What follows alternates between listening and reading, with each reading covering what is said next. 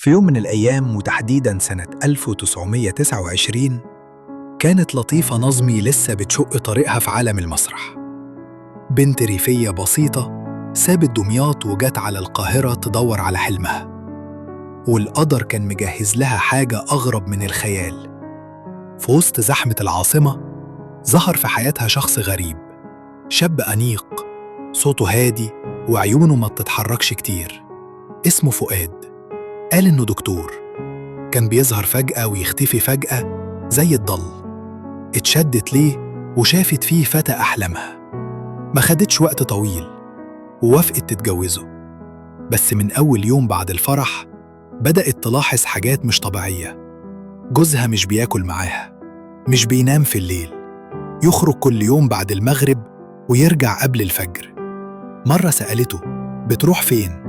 رد وقال في أماكن لازم أزورها، مش كل حاجة تتقال. وفي يوم وهي بتنظف المكتب لقت صندوق صغير مقفول بقفل غريب.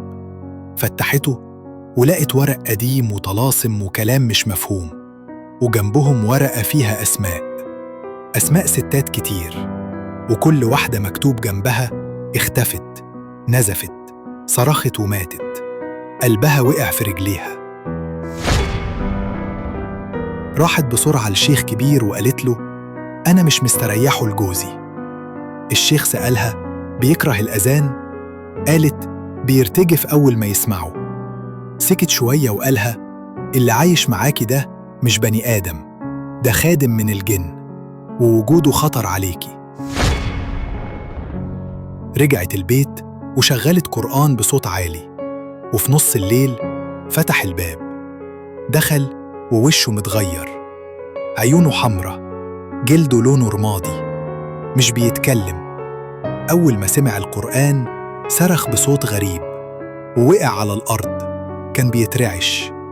جريت بلغت الشرطة، والصدمة إنه مش دكتور ولا اسمه فؤاد أصلاً، ده مريض هرب من مستشفى المجانين من سنين وكان متهم في قضايا قتل ستات، وكلهم بنفس الطريقة.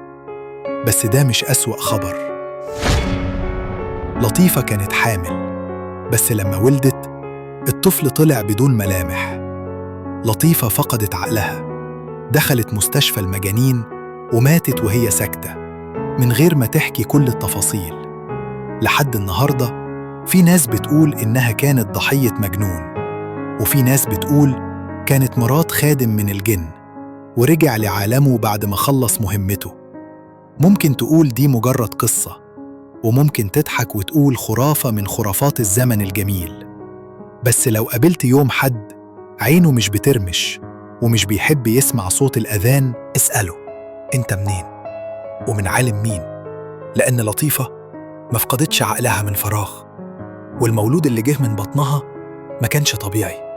فيه أسرار ما ينفعش تتقال، وفيه جوازات عمرها ما كانت من بني أدمين. لو عجبتك الحكاية واستنيت النهاية، يبقى لسه فيه قصص أغرب مستنياك.